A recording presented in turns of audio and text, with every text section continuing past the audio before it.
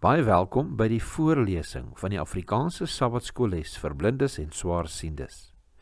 Hierdie lesse word voorsien deur die Wêreldkonferensie van die Sewende Dag Adventiste Kerk.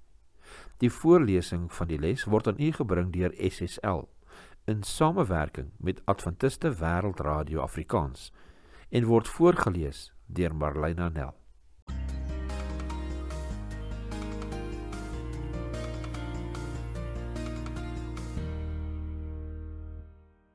Vrydag 12 Desember.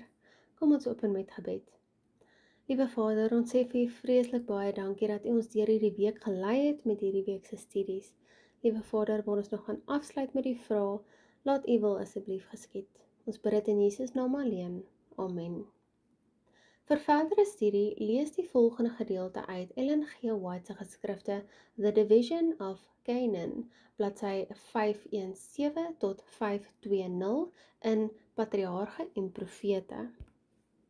Hoewel dit enerzijds belangrik is om 'n slaphouding teenoor sonde te vermy, is dit anderzijds net so belangrik om skerp veroordelings en ongegronde agterdog te vermy. Die wysheid wat die stamme van Reuben en Gad en die halwe Manasse stam aan die dag gelê het, is navolgenswaardig. Met die oprig van die altaar het hulle gepoog om die aanbidding van die ware God te bevorder. Die Israeliete het dit egter verkeerd geïnterpreteer, met die gevolg dat hulle toe vreeslik te velde teen hierdie stamme trek. Tog bespeer mens geen teken van aanstoot by Reuben hulle nie. Hulle is hoflik en luister geduldig na die aanklagte wat die Israeliete teen hulle bring, voordat hulle tot die verdediging opgaan, voordat hulle hul beweegredes uiteensit en hul onskuld bewys. Op die wyse is hierdie potensieel gevaarlike krisis op 'n vriendskaplike wyse ontlont. Selfs wanneer diegene wat reg opgetree het valslik beskuldig word, baat dit hulle om kalm en bedagsaam te bly.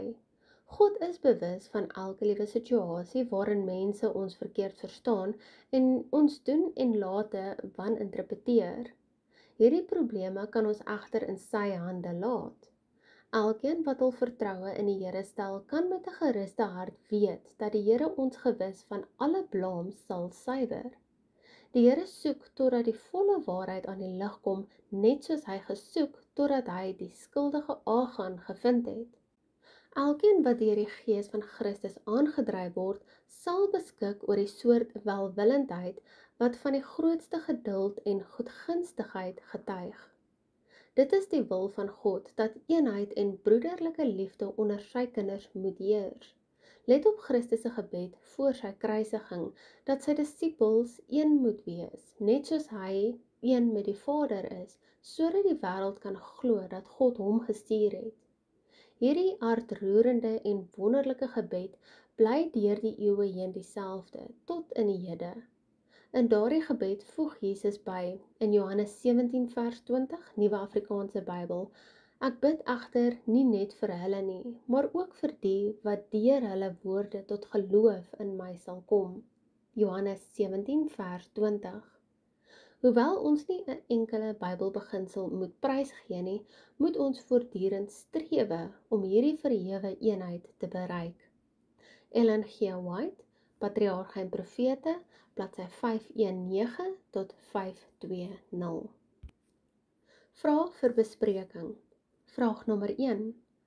Let op Paulus se vermaaning in Filippense 2 vers 3. In nederigheid moet die een die ander hoër ag as homself. Hoe kan dit help verhoed dat ons broers en susters van kwade bedoelings verdink? Vraag nommer 2.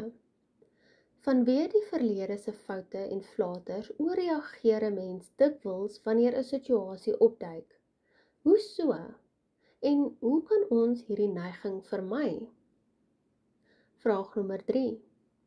Mens moet bereid wees om ander se standpunte aan te hoor. Bespreek die belangrikheid hiervan. Hoe kan ons 'n luisterkultuur in ons gemeentes vestig?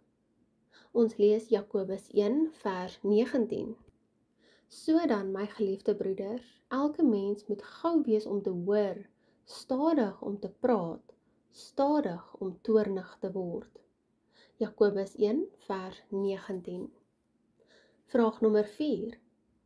In ons hedendaagse samelewing voel dit partymal asof mens deur die eise en verpligtinge van jou beroeps-, gesins- en kerklewe asook ander sye van jou lewe verswelg word. Let nou op die beginsel wat sê dat mens alles wat jy aanpak vir die Here moet doen. Benewens 'n beter verantwoordelikheidsin, skenk dit mens ook gemoedsrus? Hoe so?